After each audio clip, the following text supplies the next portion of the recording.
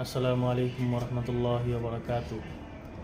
আজকে একটা বিষয় সকলের মাঝে শেয়ার করার জন্য আসলাম, সেটা হলো বর্তমান বাংলাদেশের পরিস্থিতি এবং দলীয়ভাবে মানুষকে যে হয়রানি বা গুম খুন করা হচ্ছে, বিষয়গুলো নিয়ে একটু কথা বলবো ইনশাল্লাহ।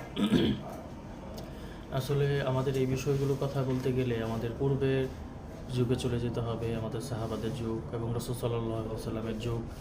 তারা কীরকমভাবে রাজনীতি করেছে এবং তারা রাসূল সাল্লাল্লাহু আলাইহি ওয়াসাল্লাম যখন দেশ পরিচালনা করেছেন, সাহাবীরা যখন দেশ পরিচালনা করেছেন, তখন তাদের সমাজের মানুষগুলো কিভাবে বসবাস করেছে, তারা কি শান্তিতে ছিল বা ছিল না, এই বিষয়টা ক্লিয়ার করার জন্য আসলে প্রত্যেকটা মানুষের উপর ইনসাফ এবং যে চুরি করবে তাকে অবশ্যই চোর বলতেই হবে, সে যত বড়ই হোক না কেন, এবং যে অপরাধ করবে তাকে অপরাধী বলতে হবেই। এ বিষয়ে রাসূল সাল্লাল্লাহু আলাইহি ওয়াসাল্লামের একটি হাদিস, যেটা হচ্ছে কুরাইশদের একজন নারী ছিল মাখজুম বংশের, তিনি চুরি করেছিল।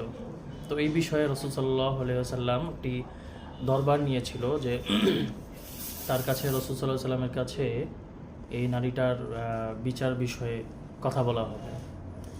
তো যেহেতু উনি একজন নারী ছিল এবং বংশীয় মর্যাদা উচ্চ পদের ছিল, এই বিষয়ে তাকে যেন তার শাস্তিটা যেকে মাফ করে দেওয়া হয় অথবা তার শাস্তিটা কমিয়ে দেওয়া হয় এবং তার পর্যন্ত যেন এই বিষয়টা না যায়, এই জন্য সুপারিশ করার জন্য অনেকেই বলেছিল।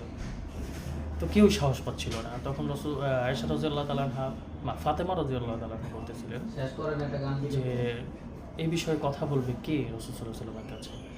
সবাই বলতেছিল যে এই বিষয়ে তো একমাত্র হুযাইফাই বলতে পারে। হুযাইফা ছিল রাসূল সাল্লাল্লাহু আলাইহি ওয়াসাল্লামের পালক পুত্র যায়েদ বিন হারিসের ছেলে, রাসূল সাল্লাল্লাহু আলাইহি ওয়াসাল্লামের নাতি। তো রাসূল সাল্লাল্লাহু আলাইহি ওয়াসাল্লামের কাছে গিয়ে বললেন যে নানা যান, অমুক কুরাইশের তো উনি অনেক বংশ মর্যাদাপূর্ণ ব্যক্তি, ওনার হাত যদি আমরা কেটে ফেলি তাহলে আমাদের কুরাইশদেরই সম্মানের হানি হবে। তো রাসূল সাল্লাল্লাহু আলাইহি ওয়াসাল্লামকে যখন এই কথাটা বলা হলো, তখন রাসূল সাল্লাল্লাহু আলাইহি ওয়াসাল্লাম রাগান্বিত হয়ে গেলেন এবং চেহারা একদম লাল টসটসে হয়ে গেল। তিনি উঠেই দাঁড়ালেন, হুযাইফা তুমি কি বললা? এটা আমি তোমার কথা অনুযায়ী কি আমি আল্লাহর বিধানের উপর আমি হস্তক্ষেপ করব? এটা কখনোই হতে পারে না। শুনে রাখো যে চুরি যদি আমার মেয়ে ফাতেমাও করত, আমি তার হাত কেটে ফেলতাম এবং এটাই জাতির সামনে মেসেজ দিতাম যে চোর যদি উচ্চ পদের কোনো মানুষও হয়ে থাকে, তাহলে তার হাত অবশ্যই আল্লাহর বিধান অনুযায়ী কাটা পড়বে। তো আসলে আমাদের সমাজ আজকে কি শিক্ষা নিল এই বিষয়টা থেকে?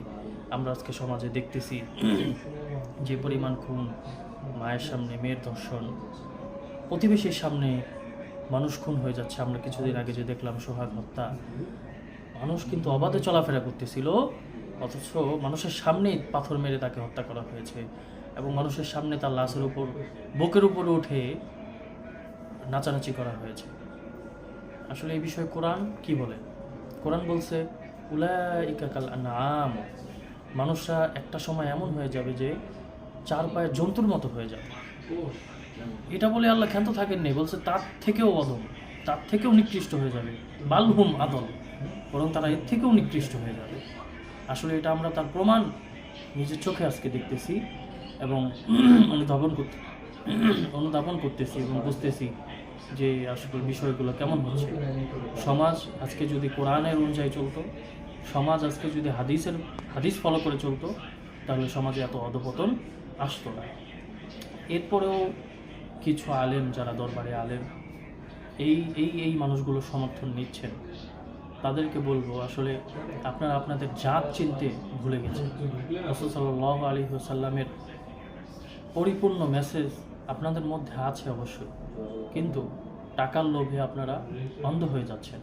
আপনাদের কাছে অনুরোধ, আপনারা আপনাদের জাতকে পরিপূর্ণভাবে ফিরে আনেন, ইসলামের ঐতিহ্যকে গৌরবের জন্য নিজের জীবনকে বিলিয়ে দেন, টাকার কাছে নয়।